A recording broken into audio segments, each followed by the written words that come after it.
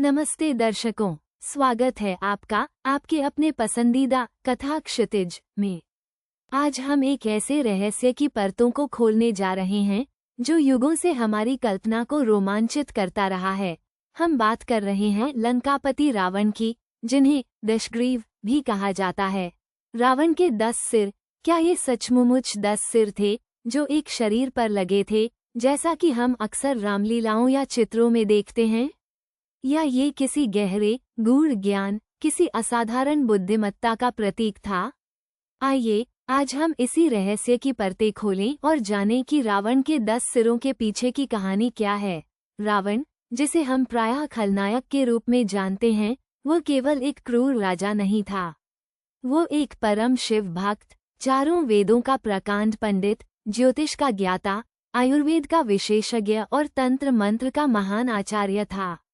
उसकी तपस्या और बुद्धि का लोहा स्वयं देवता भी मानते थे। तो फिर 10 सिरों का यह अद्भुत चित्रण क्यों?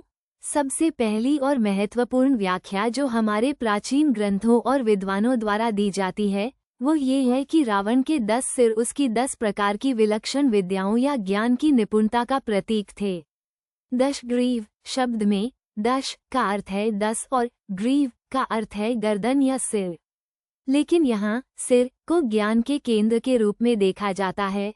रावण ने न केवल चारों वेदों ऋग्वेद, यजुर्वेद, सामवेद और अथर्ववेद का गहन अध्ययन किया था, बल्कि वो उनके 6 अंगों यानी षडंग का भी आचार्य था।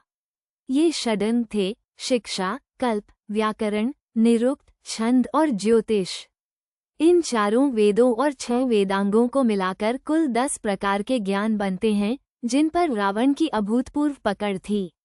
कल्पना कीजिए, एक ऐसा व्यक्तित्व जो व्याकरण की पेचीदगियों को समझता हो, वैदिक कर्मकांडों का ज्ञाता हो, शब्दों के गूढ़ अर्थों को जानता हो, काव्य छंदों में निपुण हो और भविष्य की गणना करने वाले ज्योतिष में पारंगत हो। इसके अलावा रावण आयुर्वेद में भी माहिर था और उसने रावण संहिता जैसे ग्रंथ लिखे जो ज्योतिष और आयुर्वेद के अनमोल सूत्र हैं। वो धनुर्वेद यानी युद्ध कला, राजनीति शास्त्र, संगीत और तंत्र विद्या में भी निपुण था। इन 10 विद्याओं का अद्वितीय संगम ही उसके दशमुख व्यक्तित्व का प्रतीक था, जो उसकी अद्भुत मानसिक क्षमता और ज्ञान के विस्तार को दर्शाता है। एक अन्य दिलचस्प व्याख्या इसे मानव इंद्रियों से जोड़ती है।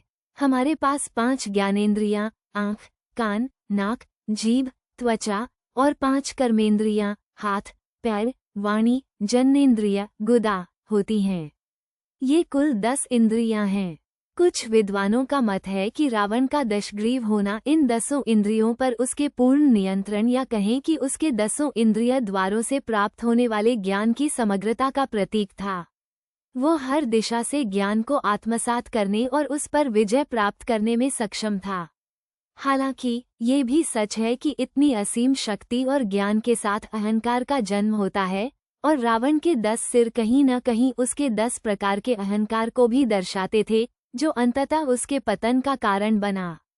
तो फिर आम जनमानस में रावण के 10 सिरों की शारीरिक छवि कैसे बनी? दरअसल महाकाव्यों और पौराणिक कथाओं में अक्सर प्रतीकात्मक बातों को सरल और दृश्यमान रूप देने के लिए अतिशयोक्तिपूर्ण चित्रण का सहारा लिया जाता है। एक असाधारण व्यक्तित्व की असाधारण क्षमताओं को दिखाने का यह एक तरीका था। ये लोक कथाओं और कला का एक हिस्सा बन गया ताकि आम लोग भी उसकी अद्वितीय शक्ति और ज्ञान की विराटता को आसानी से समझ सकें।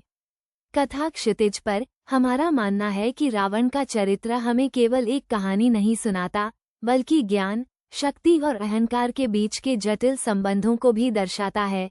चाहे 10 सिर भौतिक थे या प्रतीकात्मक, यह निश्चित है कि वे एक ऐसे व्यक्तित्व का प्रतिनिधित्व करते थे जिसकी बौद्धिक क्षमता और प्रभुत्व साधारण मानव से कहीं ऊपर था। वो वास्तव में एक दशमुख व्यक्तित्व था, ज्ञान, शक्ति और अंततः अहंकार का एक विराट संगम। ये कहानी हमें सोचने पर मजबूर करती है कि हमारे पौराणिक चरित्रों में कितनी गहरी प्रतीकात्मकता छिपी होती है, जो सतही रूप से देखने पर अक्सर ओझल हो जाती है। आज के लिए बस इतना ही। अगले अंक में हम फिर मिलेंगे एक नई कथा, एक नए रहस्य के साथ। तब तक के लिए नमस्कार।